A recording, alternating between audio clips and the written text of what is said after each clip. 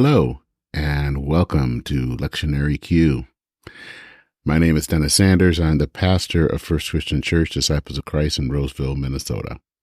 I want to apologize that there was not a lectionaryq podcast last week. I've been dealing with a personal issue that will probably keep me from doing next week's. We'll see yet, but I'll explain more in the coming weeks what went on. I just don't feel like sharing it right now, but just wanted to let you know what was going on. But now let's talk about what the Q stands for, because the Q stands for questions, because that's what we do here every week. We take one of the scriptures from the Revised Common Lectionary, we kind of reflect on it, and we ask some questions. I hope that this is a way for pastors to prepare for their Sunday sermons, and as well for the laity to take some time away from the busyness of their world and reflect on what our God is saying to us. So these are the questions and reflections for Sunday, March 3rd, 2024, the third Sunday in Lent. We are looking today at the second chapter of the book of John, verses 13 through 22. And I will first read the reflection, which is entitled Agent Provocateur. There are a few verses in the Gospels that I really don't know what to do with. The first one is probably Jesus meeting the Syrophoenician woman that's found in the book of Mark. The second one is this story, Jesus cleaning the temple. Jesus' encounter with the Syrophoenician woman is challenging because he calls this woman a dog after she pleads for Jesus to heal her daughter. Why does it seem like Jesus called this woman a racial slur? What was the point of the story? Jesus' cleansing of the temple, which actually appears in all four Gospels, also brings up many questions. Where the Syrophoenician woman focused on a Jesus that may or may have not said something that seemed bigoted, the cleansing of the temple shows an angry Jesus, a very fuming Jesus, and that seems to run counter with the Jesus that we like to think of, that is full of grace and mercy. What does it mean that Jesus was so angry? And what does it mean that he was so violent? What does the story tell us about God? I've preached this story many times over the years, and each time it feels like I only understand a part of it. I try hard to explain it, but the questions remain stuck in the back of my brain. Why in the world did Jesus respond the way he did? Now, what's even more puzzling at times is than seeing Jesus flying into a rage is how modern readers react to the story. Most of the time, people try to imagine Jesus grabbing a whip and flipping tables in some modern setting. Maybe you've seen that meme out there in social media of a painting of Jesus cleansing the temple, and they're in the place of the people.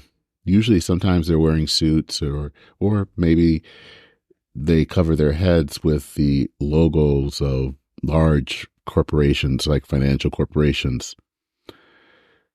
What I've noticed when I look at these modern takes, is that whenever somebody talks about Jesus cleansing a modern temple, I notice where they place themselves in the story. More often than not, they are not among the merchants or among the crowd. Usually, they're in Jesus' shoes, flipping over tables of injustice that they see in the world. But what if that isn't where we are? What if instead we are the money changers? What if we have decided at times to turn our faith over and make it into a den of thieves? What if Jesus sometimes needs to come and cleanse our hearts and minds? Let's face it, it's far easier and fun to be on Jesus' side, flipping over those tables of the people that we don't like. We want them to get their comeuppance. When Jesus enters the temple, he sees busy people. They are doing things that are not pleasing to God, but also in some ways, what they are doing is crowding God out by really the simple busyness of life. It could be that the marketplace crowds things out, but it could be other things like politics or cultural issues that push God over to the side. Jesus isn't just flipping over tables of the people that we don't like.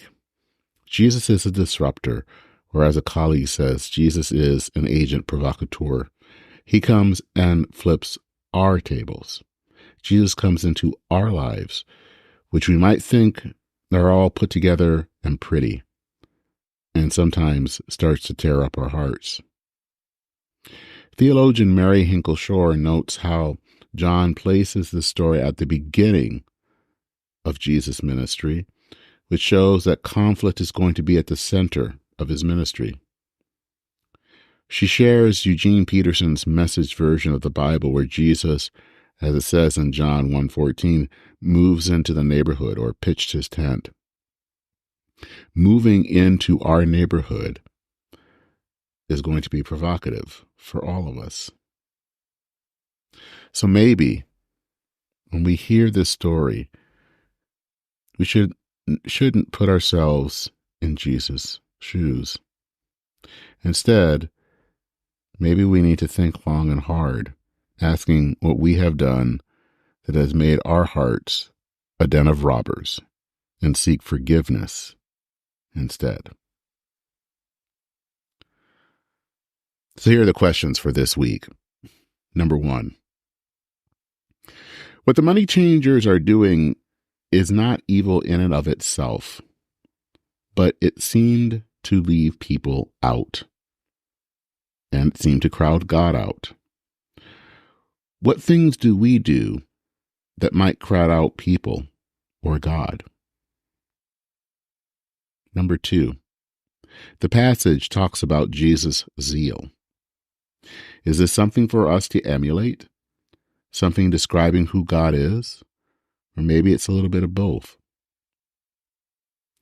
Number 3, Jesus says that he is the temple. What does this mean, especially for us today? What are your answers? And what are your questions? If you ever feel brave enough, feel free to send me an email. You can send that to lectionaryq@substack.com.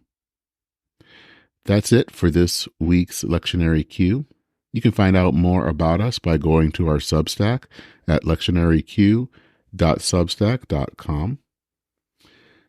I pray that these questions and reflections have opened the Scripture and allows you to connect to God, and that will allow you to share the good news.